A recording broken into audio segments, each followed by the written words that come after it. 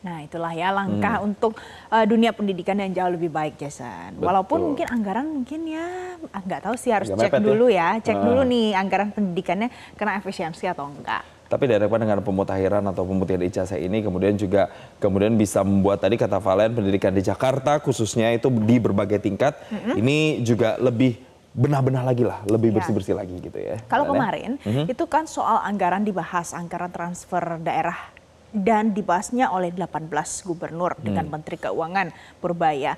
Tapi ternyata Menteri Keuangan Purbaya malah memuji sikap Gubernur DKI Jakarta Pramono Anung yang legowo meskipun dana bagi hasil atau DBH untuk Jakarta dipangkas cukup besar loh, 15 triliun rupiah. Wah, ini justru sikap yang berbeda ya pemirsa ya. Jadi memang pujian dari Menteri Keuangan Purbaya ini disampaikan usai bertemu dengan Gubernur Pramono Anung di Balai Kota DKI Jakarta kemarin.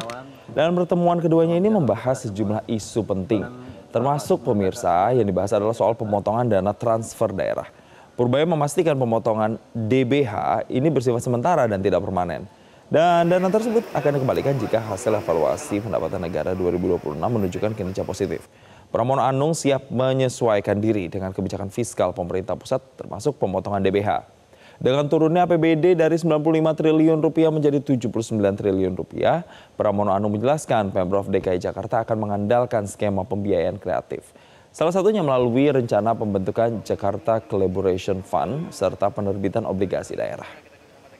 Pak Gubernur yang nggak banyak protes ketika dana bagi hasilnya saya potong banyak tuh hampir 20 triliun.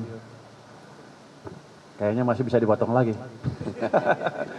Ya, tapi gini, itu kan kita lakukan karena ada keterbatasan di sisi fiskal. Tapi ke depan ketika ekonomi sudah berbalik, ketika pendapatan saya dari pajak dan kegiatan yang meningkat, menjelang pertengahan akhir triwulan pertama tahun depan, pertengahan triwulan kedua tahun 2026, saya akan evaluasi pendapatan saya seperti apa.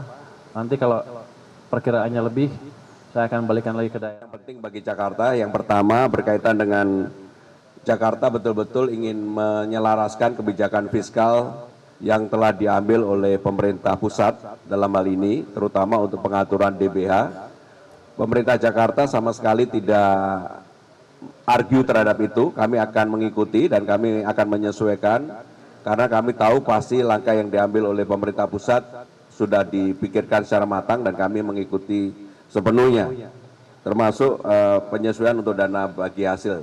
Hanya memang dengan penurunan APBD Jakarta dari 95 menjadi 79, tentunya kami harus melakukan creative finance. Jelajahi cara baru mendapatkan informasi. Download Metro TV Extend sekarang.